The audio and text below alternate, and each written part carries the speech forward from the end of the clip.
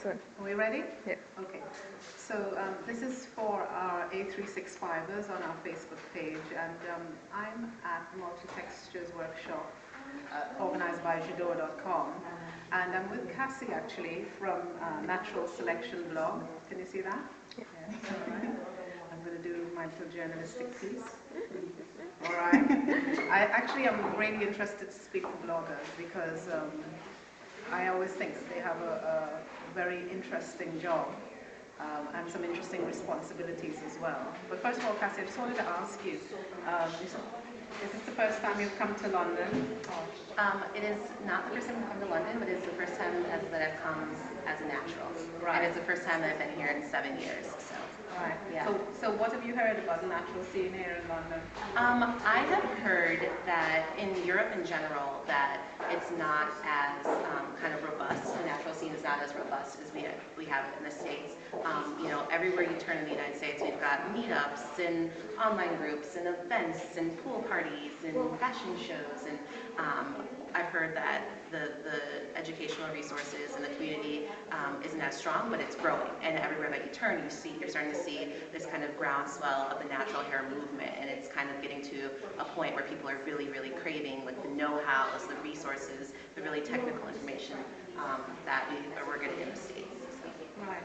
So this is your first natural hair event here. What's your first impressions? What are your impressions? It's a great turnout. It's fantastic. People are really excited to be here. They're really enthusiastic. And what I love seeing is people coming together as a community and kind of feeding off of each other. Oh my God, I like your hairstyle, and I love this. What products do you use? But everyone has a ton of questions, which I think is important. In the States, you have a lot of people who are jaded. You have a lot of veteran naturals, and it's hard to kind of keep things fresh. But here, people are still really curious, and they've got that kind of drive to figure it all out. But they want to figure it all out. So to me, that's kind of indicative that worldwide, natural is here to stay because people are really passionate about pursuing it and making it the best it can be. Right. What would you say is the most interesting thing about being a blogger?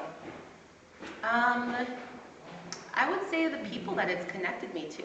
I started my blog as a personal blog. I thought that no one was going to read it. It's going to be me talking about how to get rid of my relaxer, and that maybe I could send my mom a couple links and she might read it. But it's been this really fantastic way for me to connect with people around the world and make really close friends and relationships. So it's not just hair. It's this way of building a community, building a lifestyle, and building relationships everywhere. That's been really interesting. Okay. Yeah. I think I've seen the whole blogging scene grow hugely, even in the last 5 years. I mean, it's been incredible. And when you look at some of the hits that people are getting on things like YouTube, it's fascinating, really. It does show that kind of craving for knowledge. But do you think that bloggers have a particular responsibility?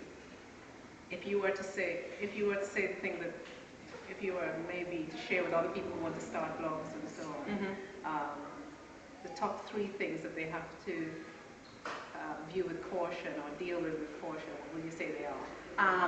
For bloggers or people watching blogs? For bloggers. For bloggers. Putting information out there. Putting information out there. Make sure that it's well researched, and make sure that you're getting your information from a quality resource. Don't go to who knows what website of somebody saying what, but make sure, there's a lot of people who are very knowledgeable. Felicia Leatherwood, for example. When I have any questions, I pick up the phone and ask her because I don't want to be telling people one thing that's going to rip their cuticles off and shred their hair. Because people do listen, they want that information, and as bloggers, it is our responsibility to make sure that they're getting accurate and quality information. I always try to make sure that I tell people what works for me may not work for you. And I think that a lot of people come to blogs and they expect that whatever bloggers say is going to actually work, and then they come back angry, and it's like, no, my hair behaves like this because I have fine coils, I'm a 4A, high density, low porosity, and that is why this specific thing worked for me. But people kind of want to get that quick, kind of fix, but you have to, I'm always saying to people, this might not work for you, but this works spectacularly for me. I always want to try to encourage bloggers and me to have people have fun with it. Natural hair doesn't have to be this serious and militant. Yes. you know, like natural hair Nazi thing. No, it's fun. It should just be, you know, as a tool for self-expression and identity. So, you know. Yeah. Thank you very much. You're very welcome. Okay. Thank you. All right. Bye.